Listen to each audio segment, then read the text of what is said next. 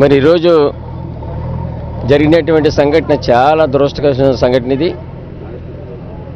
మరి మా నియోజకవర్గం సంబంధించినటువంటి శృంగవరం అచ్చింపేట సంబంధించినటువంటి పాపం ఏదో పొట్ట కోసం మరి పనులకి వెళ్ళి చింతలపూడి నుంచి రావడానికి ఏలూరు లారీ ఎక్కడం జరిగింది.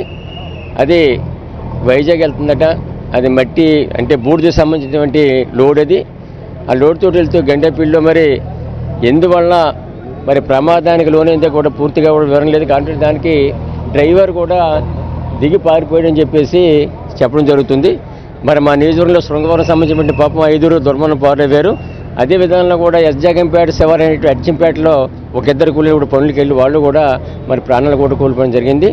మరి ఇటువంటి దురదృష్ట సంఘటనలు జరగడానికి కూడా కారణం చాలా ముఖ్యంగా కూడా ఒక నియంత్రణ.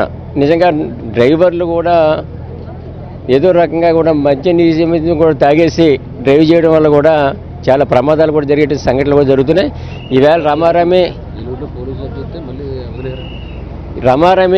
20 మంది దాకా కూడా ఈవేళ ప్రాణాలు కోల్పోయిన సంఘటన కూడా మనందరం కూడా చాలా మరి బాధాకరమైన విషయం ఇది. మరి ఏలూరులో కూడా పోలీసులు ఆపినప్పుడు కూడా వాళ్ళని దింపేస్తే పాపం కనీసం కూడా వాళ్ళ ప్రాణాలు కూడా దక్కే అవకాశం ఉంది. కానీ వాళ్ళు ఆపి మరి ఏదో రకంగా బ్రతిమాలితే పాపం అక్కడ వదిలేయడం వల్ల మరి ఇటువంటి దురదృష్టకరమైన సంఘటన జరగడం అనేది చాలా విచారించదగ్గ విషయం.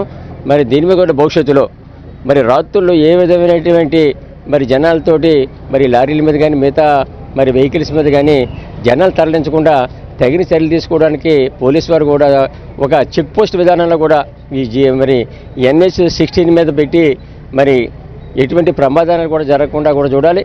అలాగే కూడా డ్రింక్ అండ్ డ్రైవ్ విధానాల్లో వేళ మనం చూస్తున్నాం చాలామంది డ్రైవర్లు అందరూ కూడా త్రాగేసి మరి డ్రైవ్ చేయడం వల్ల కూడా చాలా ప్రమాదాలు జరిగిన సందర్భం జరుగుతుంది.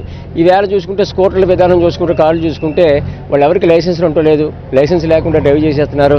అదే విధానంలో కూడా త్రాగి డ్రైవ్ చేయడం వల్ల కూడా ఎంతోమంది మరి యువకులు కూడా మరి ప్రాణాలు కూడా పోకుండా సందర్భం కూడా ఈవేళ కనిపించే విధానం ఉంది. కాబట్టి దయచేసి భవిష్యత్తులో ఇటువంటి సంఘటన పునరావృతం కాకుండా మరి పోలీసు వారు కూడా తగిన మరి జాగ్రత్తలు తీసుకుని అన్ని విధాలుగా ప్రాణ రక్షణ కలిగే విధానంలో కూడా తగిన చర్య తీసుకోవాలని చెప్పేసి ప్రత్యేక తెలియజేస్తున్నాను.